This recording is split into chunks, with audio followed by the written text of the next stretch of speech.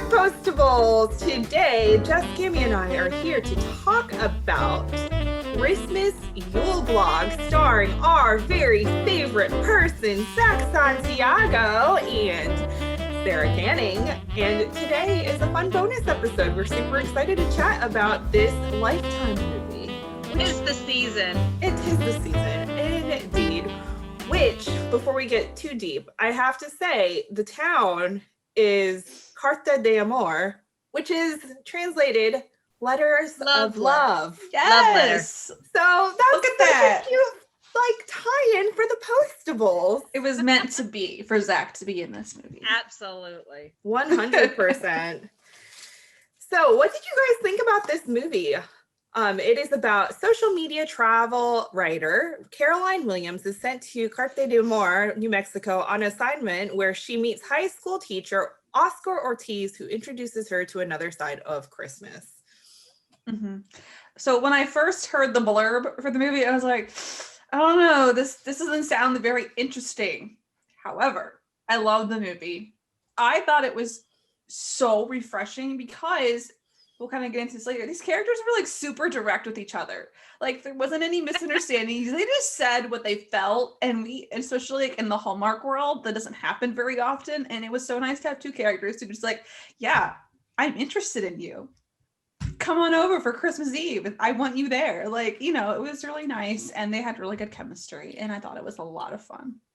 And Postables, somebody got misty-eyed.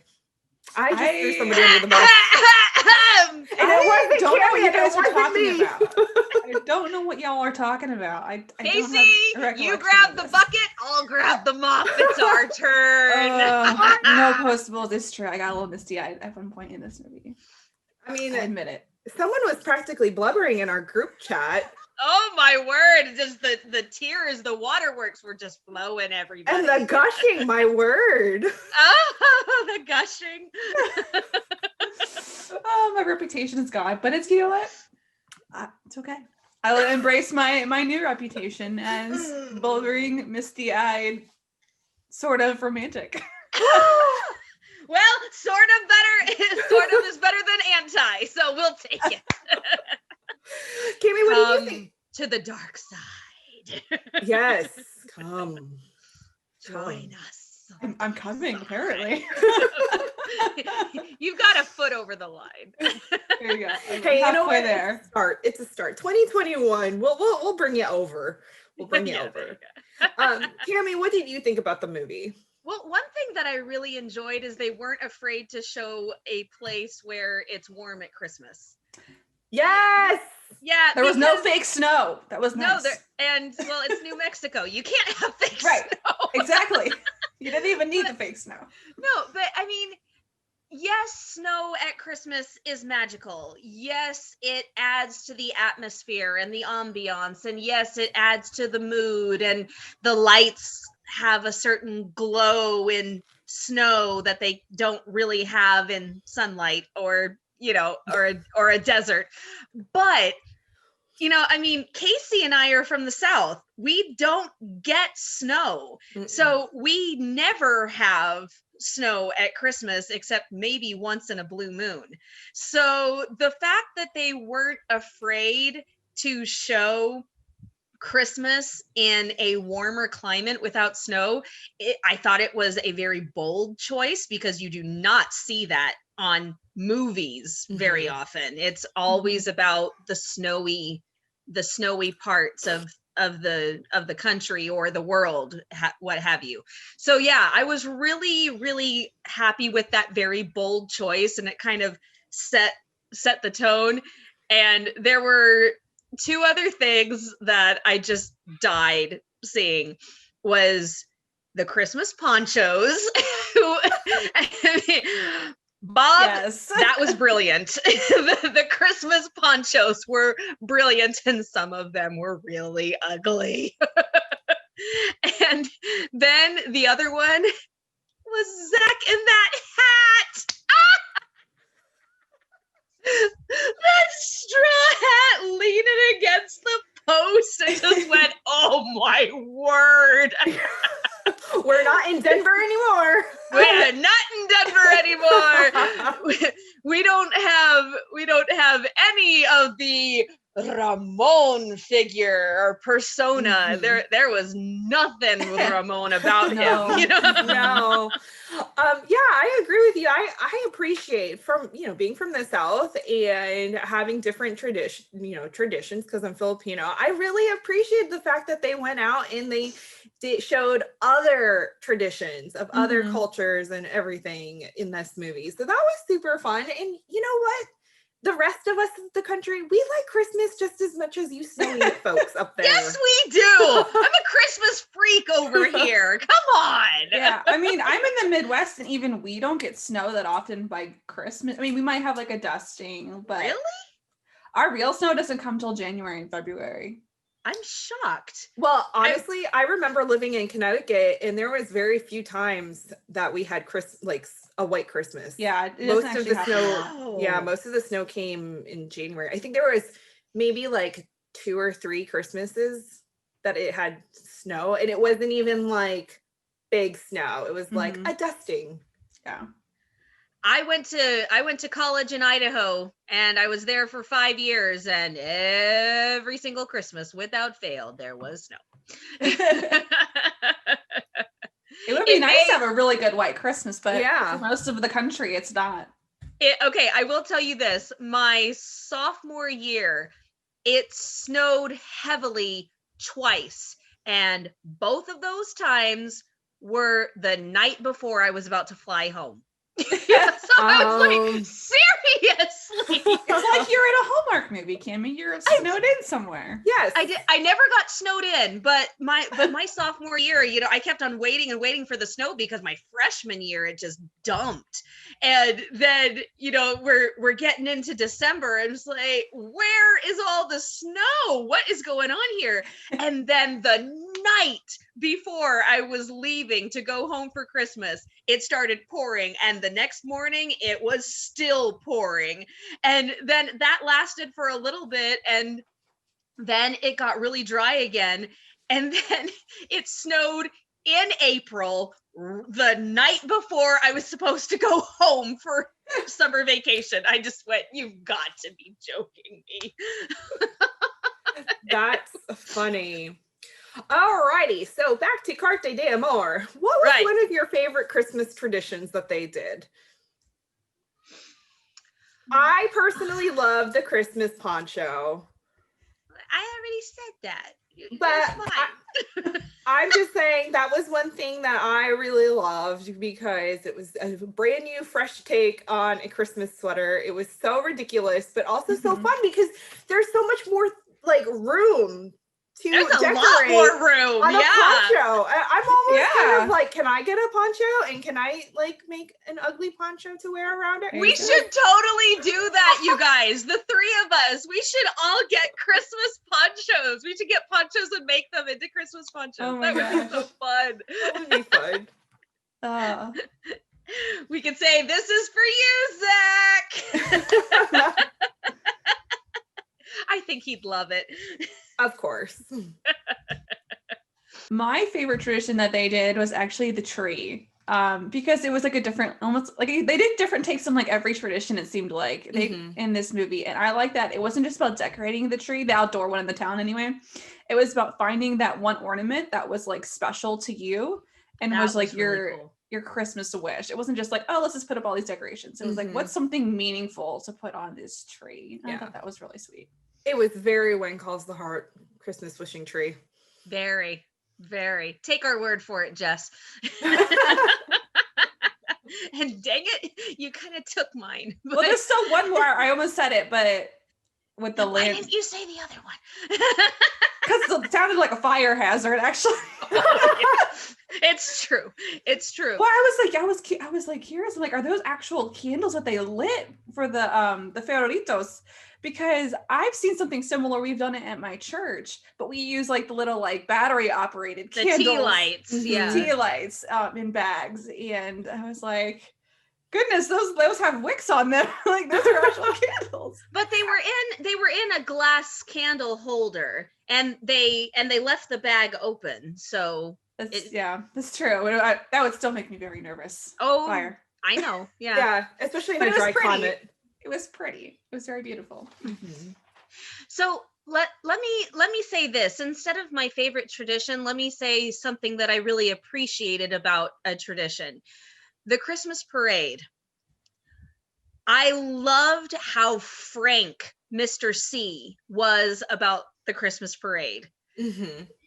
That was something that I really, really appreciated, because to be completely honest, that kind of parade felt like something that should be done more on Christmas Eve or a few days before Christmas. I don't know. I'm kind of a gearing up towards it kind of girl. I like to do all the stuff that gets you ready for Christmas, but Christmas night, a Christmas parade with Santa and everything, I was kind of like, that's kind of past, but putting that aside, I really appreciated the fact that he said, it's 15 minutes long. It's a bunch of old trucks decorated with crepe paper. He didn't try to dress it up. He didn't try to make it more than it was. And you got the feeling behind it instead of the event itself. Right.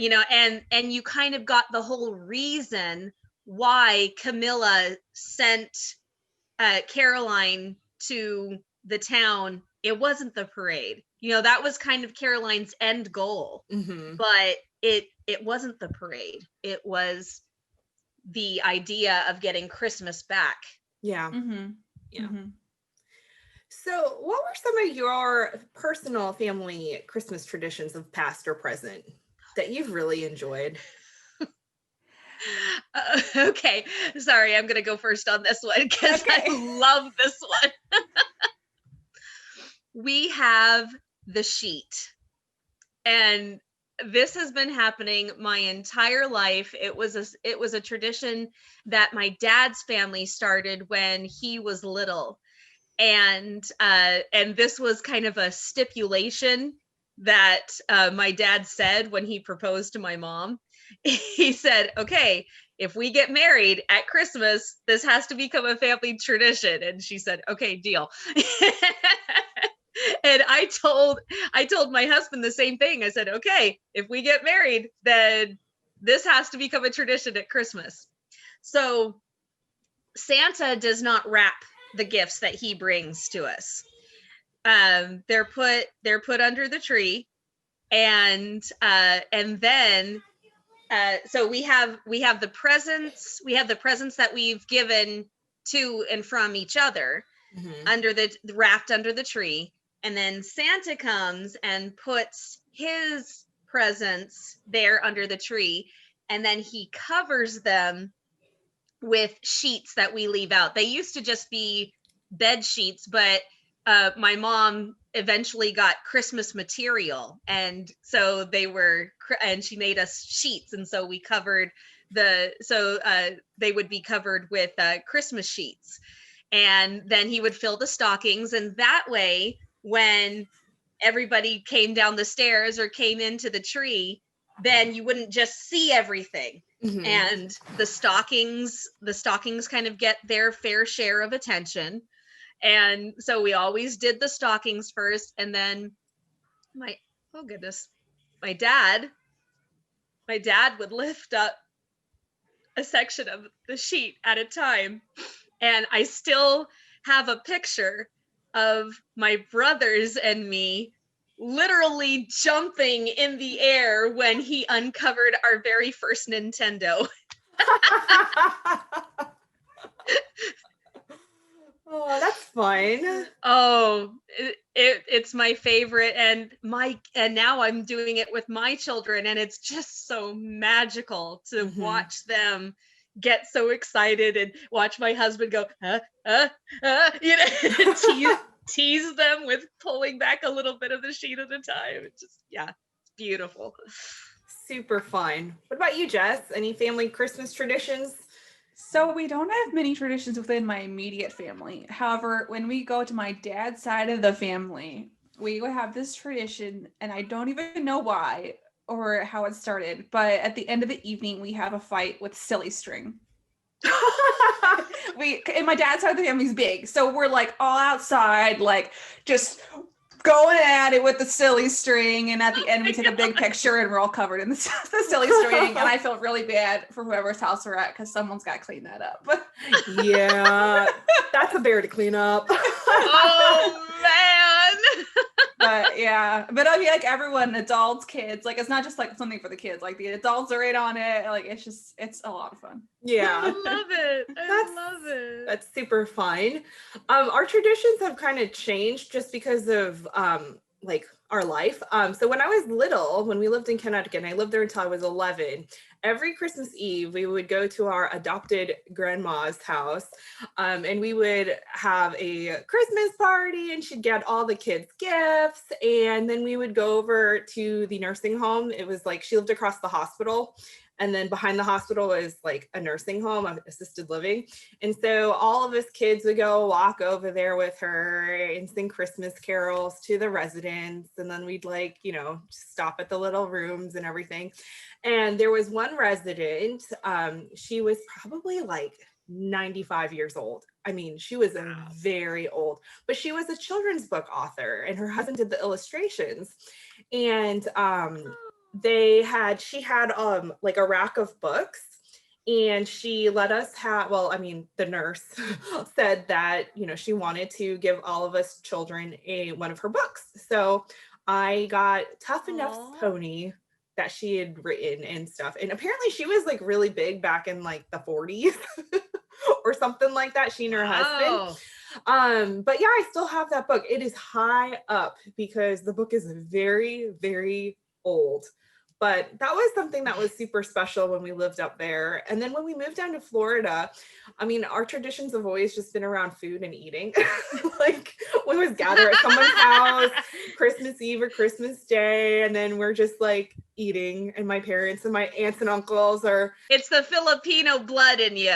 Yes, I mean, we always have to have food and fellowship. Or, aunts and uncles, my parents are always talking, and us kids are just doing whatever. Younger times, video games.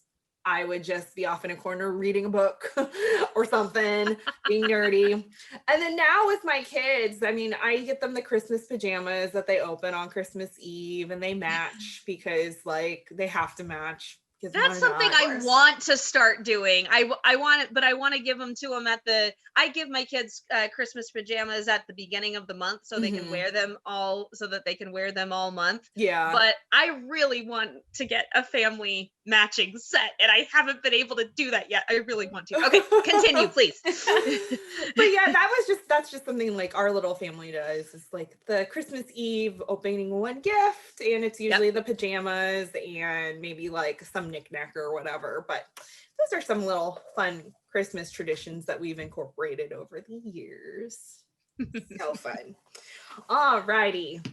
So another question I have for you guys is, in this movie, we see Oscar and Caroline and Sean and Oscar's mother making tamales.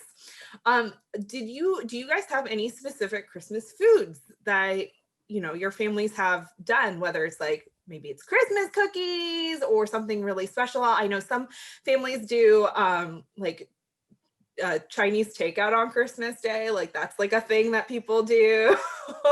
Anything specific y'all do for food? Well, we always do make Christmas sugar cookies. We don't do it with icing though, which is like what's always in these movies. We always do the sugar sprinkles or whatever. And it's the best sugar cookie recipe ever, and I will fight you for that. So like okay. Whoa. Okay. Won't say anything. So we always do that with like my mom and my like sister and me and stuff. And now my niece too. Sometimes she'll help. And but outside of that, I mean, we almost always have ham, I think, for Christmas, and a cheesy potato recipe that is to die for. It's so bad. It is so bad for you, but I would just like sit there and eat the whole thing if I could. Okay, I do love good cheesy potatoes. So good. Yeah, that's how you gain the weight at Christmas time. You eat the cheesy potatoes. We have the Christmas cookies, but they are not sugar cookies that you frost or put sprinkles on. We actually have an assortment of different recipes that have become the Townsend family Christmas cookies. So, and I remember going through them one year and just saying, okay, what cookies are make Christmas? You know, what can I live without, and what cookies are it's not Christmas without them? So we have the candy cane cookies, where we make 2 sets of dough and we dye one of the sets red, and then we actually twist them to make candy canes. And they're almond flavored, and you sprinkle crushed candy cane on top. Oh, beautiful. We have meltaways, which seriously do melt in your mouth. There's cornstarch in the recipe, and the cookie and the icing by themselves, not that great. But when you put them, together, the combination is magical, and they seriously do just melt in your mouth. And a little Christmas magic there. Yeah. I am telling you. And there's chocolate peanut butter Rice Krispie treats. That's always a good one. And Jewish cottage cheese pastries. They're rolled up like little croissants, and they're the hardest to make, but they're really, really good. They sound good, actually. They do sound good. Yeah. Send me some. I'll send you the recipe. But yeah, it's all about the Christmas cookies, and we gather. And yeah, I remember one year my nieces all came over, and my girls were there, and we were all just making cookies with my mom. And yeah, it was so fun, and it's just become this wonderful tradition, and you don't make them any other time of the year. That's a no-no. Yeah. I mean, I don't know that my family ever did the Christmas cookie thing. Like, we've always had Christmas cookies from other people, but I don't know that my family's like done that, just because like we're Filipino. Like, that's just not a thing in the Filipino culture. No cookies in the Philippines? Well, cookies are a delicacy, and it's expensive. So it's like one of those things where, like, you know, it's like sugar's not a big thing. It's more they're more savory, I guess, of like culture. Because our thing, and I mean, now it's kind of a joke where you have to have it at like any family gathering, but lumpia, which is a Filipino egg roll, it's different than a spring roll, completely different. It's thinner, it's smaller, and has meat inside instead of cabbage. And they're quite delicious. And they are just sounds better. But they are really delightful, and we always have to have them at basically any family gathering. There was one Thanksgiving that nobody made lumpia, and my cousins and I, we were about to start a fight with someone. Because we were like, where's the lumpia? And where's the rice? And my aunt and my mom were like, that's not Thanksgiving food. And we're like, we're Filipino. It doesn't matter if Americans don't have this. Come on. Keep those traditions. Keep the lumpia. It's not Christmas and Thanksgiving without lumpia. But yeah, that's like the Christmas food I remember. It was always there. I mean, it's there for any family holiday, but specifically at Christmas when family. Can I add one more? Sure. In the spirit of the movie that we are covering, this is something that we usually bring to a lot of family gatherings. It's not strictly Christmas, but it comes out at Christmas and New Year's and a lot of those times. It's my mom's queso. She has the best queso recipe in the world. Can you send that to me too? I'm just here for the food, apparently. Apparently, my niece, she, because my mom said, how can I help with the wedding reception when my niece got married? And she said, Grandma, I want you to make your queso. That's what she wanted at her wedding. She wanted grandma's queso. And it is so good. And so we'll just sit around the table on Christmas Eve or Christmas Day whenever we have the big meal, and then on New Year's Day just eating the queso with the chips. It's amazing stuff. So delightful. Postables, I hope you've had your meals, whether it's breakfast, lunch, or dinner, because Now you're all gonna be hungry. we're sorry if you're super starving right now. Well, I am, because I have not eaten yet. So Oh dear. And I'm getting I hungry wasn't 'cause ready it's for almost this. lunch. don't be like Jess, guys. Eat your food before you listen to the podcast. Disclaimer. Alrighty. Well, that's been kind of fun talking about traditions in the spirit of the movie with all of the Carte de Amor traditions. Let's segue into talking about our characters. We have Zak, who plays Oscar Ortiz, and Sarah Canning, who plays Caroline Williams. So Caroline is kind of a Grinch. I mean, in the sense of she's too busy to celebrate, and it's not really all that important to her, which is why her boss kind of sends her on this assignment to rediscover the magic of Christmas. To her family. I love that the boss Camila sends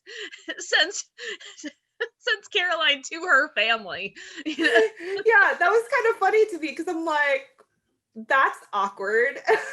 Because family talks. She was probably like, hey, so I've got this girl who's kind of a Grinch, and I kind of need you to Christmasify her. Like, Oscar, that's your assignment. And then we also find out that, so Oscar has a son named Sean, and we find out that Oscar is a widower. Which is also, it's different take on this relationship, because there's this chemistry they have going on. What did you guys think about their meet cute moment? It cracked me up. He was so mean, but it was so funny. She walked up to him and was like, "Are you Uber?" Like, come on. No, I'm Oscar. I mean, I was just like, oh, that was quick. That was awesome. I thought it was funny. And then, of course, the phone, just giving her the phone number, and it turned out to be his. That was super fun. Okay, can I just say, the horses, the horses are in retirement. I totally thought he was teasing her. No, he was for real. He was for real that time. And so Oscar is kind of tasked to showing Caroline around and introducing him to all the people. So the first group of people he introduces are the C's, which, or also known as Mama, and Mama, and Mr. C, who is really familiar looking. Bears a striking I love how he said he bears a striking resemblance to never mind, you'll see. And so she thinks that he's talking about some big celebrity in the corporate world or Hollywood or something like that. And then he comes out and she's just dumbfounded. He told you. I really thought that they were gonna pull a Tim Allen Santa Claus. Oh, did. I mean, not in the sense that he was actually Santa Claus, but they were just, they kind of mess with you and they'd make him look a little paler and then a little fuller each time you'd see him, and then a little whiter. Like his hair is a little whiter. Like every time you'd see him, he'd look more and more and more akin to Santa. That's what I thought, but it was still kind of funny at the end when she was just like, "Are you Santa?" And he was like, "No." No, but I thought he was gonna be actually Santa, and that made me too. I had just watched a movie where they had a legit, at least that was your legibly magical Santa in the movie, and so I was like, oh, okay, they're doing it again, it was a different network, but anyway, yeah. And so when he finally said no, I was like, oh, okay. Yeah. I gotta tell you guys, my husband was watching with me, and so when Mr. C comes out. Will says, "What is this, Santa's vacation home?"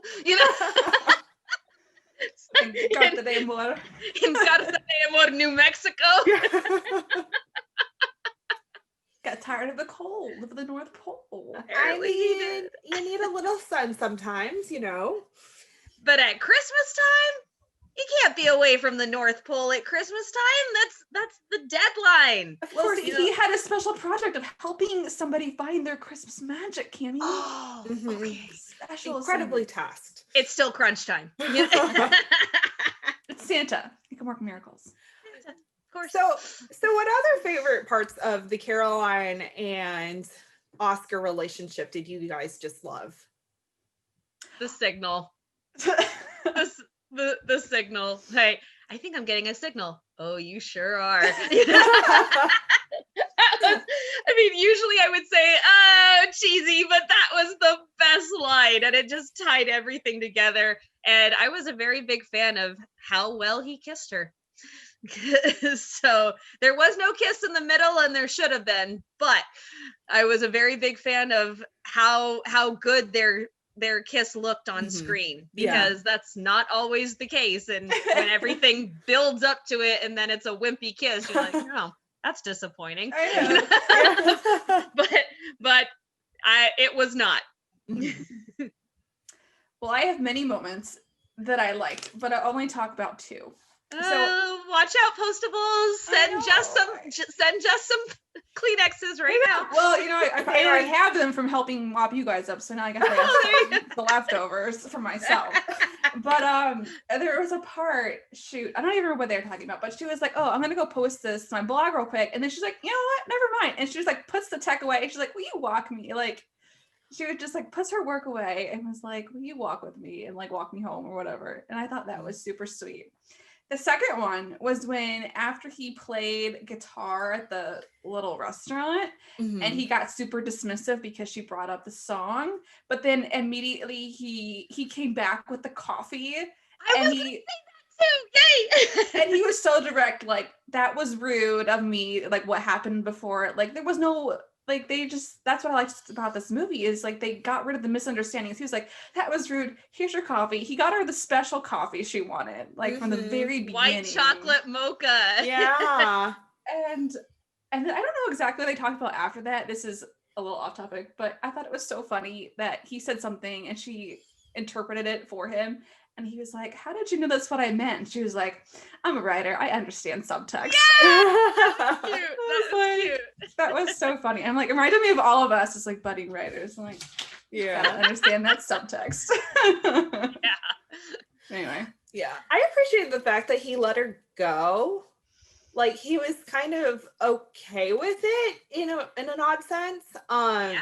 Said, like, you need to follow your dream. Go. Mm-hmm. Yeah, because a lot of times in these types of movies, there's the whole like, I poured my heart out to you, I did this and da da da, and like, okay, well, if you have to go, I guess you have to go, and it's like this whole depressing thing. But for these two people, they had this very mature relationship, which I appreciated, and she had to make the decision to stay. And she wasn't staying because of him, although he was a factor. It was more the fact that she had found her true calling and her Christmas spirit and her Christmas mojo. Yeah, and she's discovering like what is truly really important to her. You know, is it a job or is it people that I care about? So I really appreciated that fact of their relationship. And Postables, that was a scene that got me misty-eyed, was when he let her go and she was like telling how hard it was to go, and I was like, that was something that I appreciated, that she was admitting out loud how hard it was for her to go, because a lot of times a character who gets offered a dream job just leaves or gets defensive and proud, and but she's saying, I don't want to go. You know that, right? I am very torn, and you're a reason I'm very torn. Yeah. I want you to know that. So yeah. And it's not like they hadn't already kind of talked about it, because he had said before, like, it's like, you're gonna leave. Well, she said she wasn't going anywhere, and he was like, well, not for a few days at least, or something. Yeah. And I actually also appreciate the fact that the actor cried, because a lot of times in these movies, they don't they don't cry. Like, Are you talking about Caroline? Caroline. Are you talking about? Okay, I'm talking about Caroline. I think that's when I got misty-eyed, was when she like kind of like she was like tearing up. Like, not just tearing up. She was crying. Okay, I was tearing up. She was crying. But yes. But a lot of times in like a lot of these rom-com movies, they don't cry. They're afraid. They're afraid to show actual crying. It's always the one tear down the cheek, which can be very effective, but when it's done so much, let me see some good crying. Come on. Especially if you're just so like torn and brokenhearted about this decision that you have to make in real life. You're gonna cry. Like, you're not just gonna get all like teary-eyed. I mean, you might, but there are times where it's just gonna come. It's an ugly cry. Yeah. And I thought that was great. We need more of that, because I feel like that's also a little, we can make it more realistic than just the welling up of tears and then they just stay. Like, there's a time and place for that. Yeah, there's a time and place for the one drop, and then there's a time and place for the sobbing, And I just like the fact that she cried. Well, and can I say, as someone who has had to cry on cue before, it's very, very hard to do the single tear.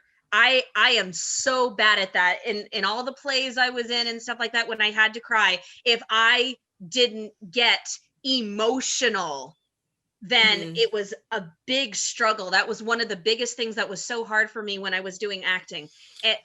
Doing the one tear is so hard. In the movie, they can just put the eye drop. Exactly. Yeah. But you have to have the emotion behind it too. Yeah. Yeah, that is true. That is true. Getting upset, just diving in and getting upset is so much easier of a transition than holding back the emotion and only showing this much, Right. Yeah. This is off topic, but I don't know, Kaycee, was it with your and I interview with Jen Lilly, where she told the story about how she started like crying for a scene of A Dash of Romance, and Brendan Penny was like, "There are no tears in Hallmark, Lily." Yes. I was thinking the same thing, because she was a soap actor for a while. So it was very, like, the emotions are very upfront and very overdone. So she's like, they're sobbing and they're like, all right. And I think the director too was like, you need to dial it back a little. Okay. My turn. The same thing happened when I was talking to Nikki DeLoach about A Dream of Christmas with Andrew Walker. She said that, in the alternate reality, she was about to lose him because he was engaged to someone else, and she is just sobbing her eyes out, and Gary Yates comes up to her and says, "Okay, sweetheart, that was great, but can you dial it back a little bit?" Sometimes we just need the tears, y'all. Yeah, it's okay. Hallmark PSA. It's okay. It's okay to have those like real tears. Yeah. Because that like, as an audience, we connect greater to that and that emotion. Yeah. That's how you get Jess to start being a romantic and like crying at things, apparently. So we talked about Caroline and Oscar, another couple, which minor couple, but I thought it was so cute, is what's their names? Betty and Sam. They have this like unrequited love for each other. I know. They're like the typical Hallmark couple that won't tell each other how they feel. Yeah, but that doesn't usually happen with the other couple, which is, which makes I know, that's what I'm saying. Yeah. It's like it's like the core topsy-turvy here. Yeah, but I thought it was when I saw them at the poncho like award part, I was like, there's like something between these. Yeah, there's totally something going on there. What's going on over here? Because at first I was like, is Betty is she going to be an antagonist? Like, is she going to be like, I thought she was you going to can't be a have romantic Oscar. rival. Yes. Yeah. But then I'm I glad saw she them wasn't. too. Yeah. Oh, I am too. I'm really glad that we didn't have that in this movie, because I feel like it would have taken away from a lot of like the spirit of Christmas and stuff. But Absolutely. But then we have that beautiful meal that Sam does for I Oscar seriously Carol. want to taste that guy's cooking. It sounds really good. Yeah, and then he's like talking about, you know, they're trying to hook Sam and Betty up, and then they finally just make it happen at the Christmas tree. Oh my god. You're not going anywhere, Buster. Yeah, Caroline pretty much is like, yeah, she likes you, you like him, whatever. Like, here y'all go. Yeah. And they're both like, wait, we didn't know that you liked what? So I thought that was super cute. Super fun. Is this just happening? And we got a kiss from them too. We did. Yeah. It was very Not sweet. quite the build up, but you know, you're not supposed to have the build up with everybody. Yeah. And so sometimes you need that sweet kiss, you know? Yeah. Any other thoughts about the Christmas Yule Blog before we wrap it up? I did have one. Well, I wrote down a lot of stuff from this movie, but I really liked the line when Zak's character says, "Nobody said life was fair. You either curl up or you cope." And I was like, that was such a beautiful line, because that's what life is. You know, you have to, you can sit there and let it defeat you, or you can cope and move on and make something great of it. Mm-hmm. Well, and especially that he completely acknowledged, if I hadn't had Sean, I would have curled up. Mm-hmm. And it really, did we ever hear how his wife died? I don't think that we heard how. Didn't say in the movie. Yeah. And, you know, I'm just wondering, was it a long drawn out process like cancer, or was it a sudden shock like a car accident? Yeah, because I think that would change how the process was how you respond, and also the process of healing. But it just, I really appreciated that fact that he said, if it wasn't for Sean, if I didn't have Sean to look after, I would have curled up. And I think that meant more, because we all know that Zak lost his wife years ago, and that whole thing of him playing a widower, that made me cry, because just seeing Oscar dealing with it and knowing the backstory that Zak really has dealt with it, and that he's come through remarkably. He has a remarkable attitude about it. And just to see how his real feelings were coming through, it was a beautiful moment. It really was. It really was. It was a beautiful story. It was very it was lighthearted despite having some difficult situations for the characters, especially with Oscar having lost his wife. And so I really enjoyed this movie, you guys. I thought it was really sweet, really fun, and it's one I would definitely watch again. I mean, you had all the Christmas elements except snow, but you know what? Most of us don't experience snow at Christmas anyways. Which we have found out.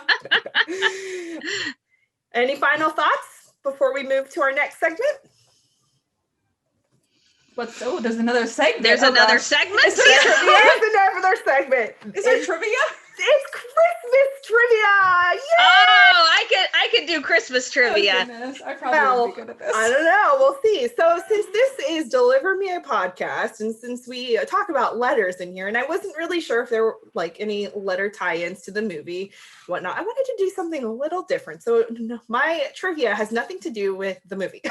This is trivia about the history of Christmas. I'm going to fail. Okay, so this has to do, there's a theme. Has to do with Christmas communications. Ooh. Okay, so are we going to have to say 13 ways that Santa delivers presents? Mule. No. Bobsled. Right there. I got this. All right. Number 1, how many packages does USPS deliver during the holidays? About an estimate. Oh, my word. Got to be kidding me. Just throw out a random figure. Well, okay, specifically the USPS. USPS. In 2019, they projected this amount between Thanksgiving and New Year's Eve. Just throw out a random There's number. a lot there, so I don't know. I'd go $1 million. Jess? I was thinking a lot higher. I am so Go bad. ahead, just throw. My estimate was like 50 million. I don't know. Okay, y'all are both way off. It's 800 million. Whoa. 800 million? Yes. In 2019, they projected 800 million packages were sent between Thanksgiving and New Year's Eve. Go post office. Wow. I mean, USPS, you are my heroes. I mean, considering how many Amazon packages I order during this time of year. That's very true. I wasn't counting those because those are like separate, like a lot of the times I feel like. Yeah, those are Amazon and FedEx and USPS. Well, okay, but UPS, that's right. So for us, sometimes our stuff gets delivered to USPS. So it sometimes, goes from UPS to yeah. USPS, and then Usually the USPS small delivers things. it to like our area. Okay, got it.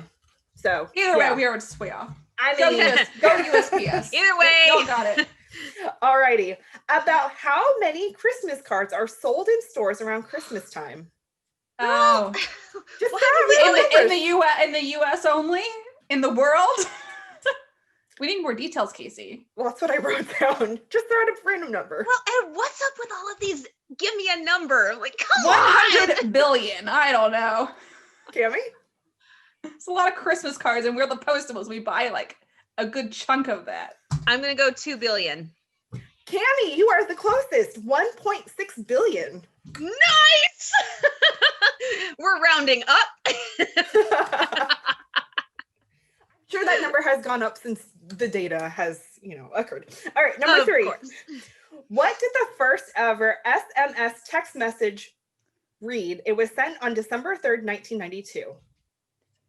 Merry Christmas, darling. My guess was Merry Christmas. It was Merry Christmas with an exclamation mark. Okay. Random facts. I feel kind of like Rita and Norman right now. Yeah. Talking to Shane, who has no idea what the heck you're talking about. Okay. My next question is, in what year did the USPS first issue Christmas stamps? Ooh, Take a random guess. 1980. I don't know. 1955. Cammy, you're closer. 1962. I was gonna say 68 first, and then I backed out. Yep, the first USPS first issued Christmas stamp was in 1962. All right, my final question is, what country issued the first Christmas stamp in 1898? Okay, so it wasn't the US. We can cut that one out. Jess, you and I are failing miserably. Okay, this is like Price is Right, It doesn't have to be like exact. It just needs to be approximate. Got it. I mean, I'm going to say somewhere in Europe, but I wouldn't know where. Okay, give me a second. Okay, Santa Claus is named after Saint Nicholas. So y'all don't think too hard about this.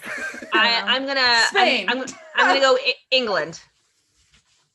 Okay, so actually it was Canada.